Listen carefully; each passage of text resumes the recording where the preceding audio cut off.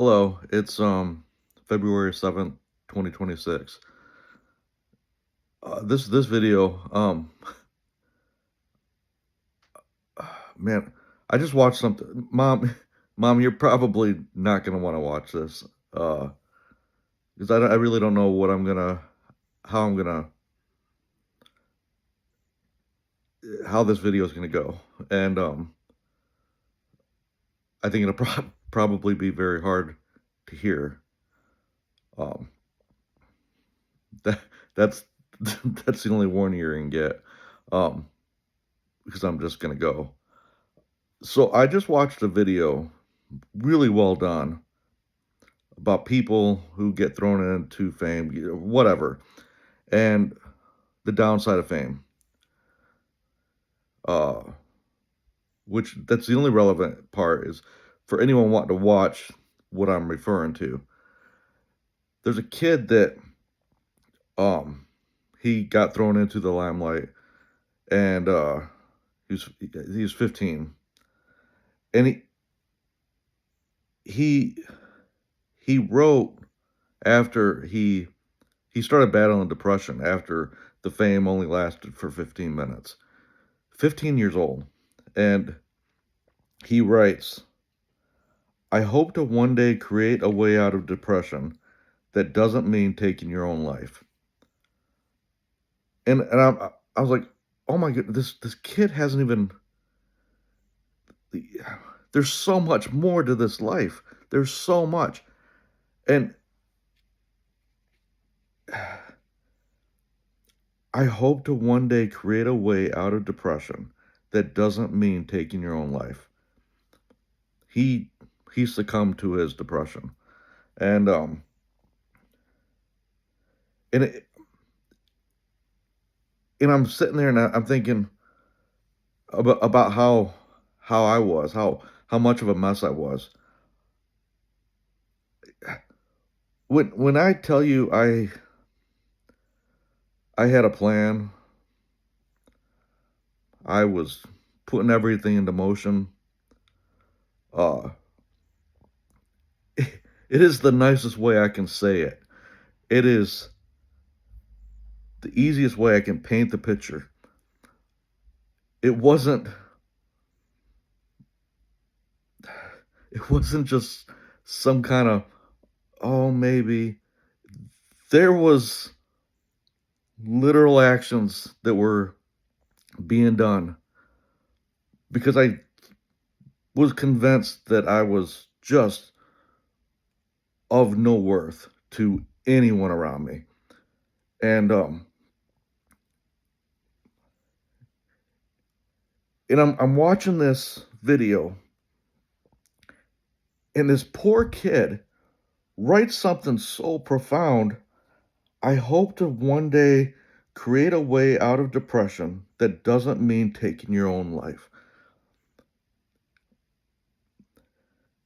The difference is that, yes, I grew up in church. Yes, you know, you could say whatever you want. I have very much had my rebellious stages. And it was even harder to be battling not only what my Christian belief tells me, but to also be thinking, I can't even figure out, like, there is nothing about me that is of value. Nothing. And yes, I know that's a lie now. I know I've gotten out of it. But if and I have talked about in my other videos, I have painted the picture um of my battle through grief. And after the passing of my dad, doing CPR on him, it messed me up so bad. I don't regret.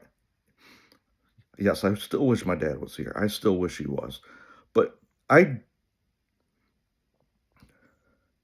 I have found so much gratitude for the journey that I went through. I was forced to lean into my faith like I had never done before. Literally, I went to church because I was expected to go. That's how my upbringing was. And yes, I wanted to be there, but like I said, I had my rebellious stages. I don't want anyone thinking uh, that somehow life is easier because you're a Christian or that this or that, whatever. I battled. It was my mind was so gone, so gone. And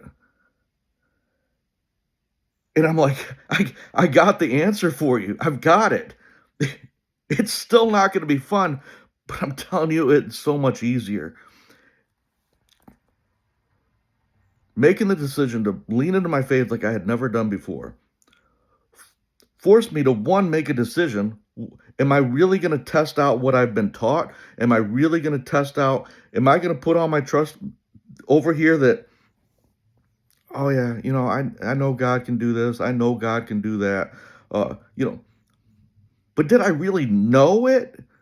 Like, now I'm making the decision. Am I going to keep going the way I'm going, or am I really going to, like, am I really going to try and put this into practice? And I'm sitting here today telling you, God, without a doubt, saved. I I am here because of God, because of what Jesus did for me. There, I know what Jesus did for me.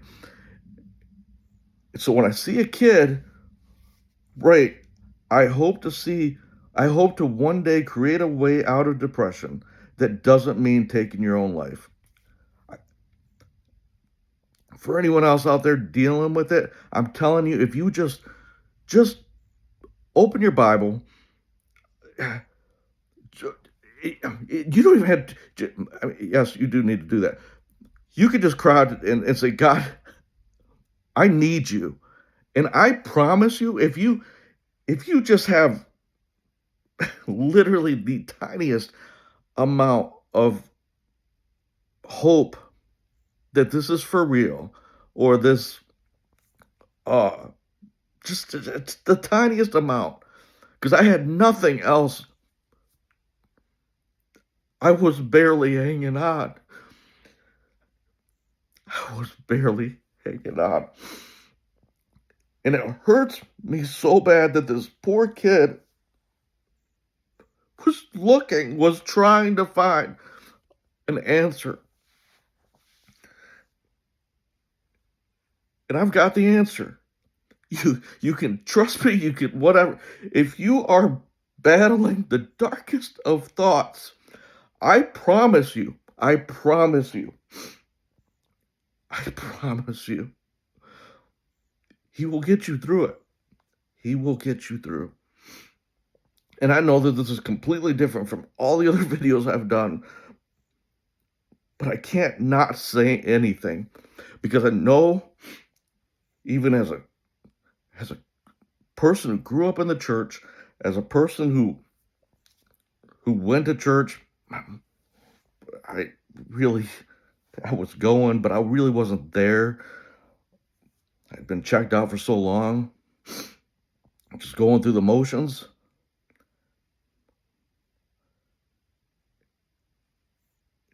I had to put my, I had to put it to work. Is this for real? Is this for real? And if there's any other Chris Hardmans out there, I'm telling you, I'm telling you, if you just, the tiniest amount of, okay, God, let's see if this is for real. If you, because I have nothing else. I have nothing else. I cannot do anymore. And I cried out to him. I'm telling you, I'm here today because of that day.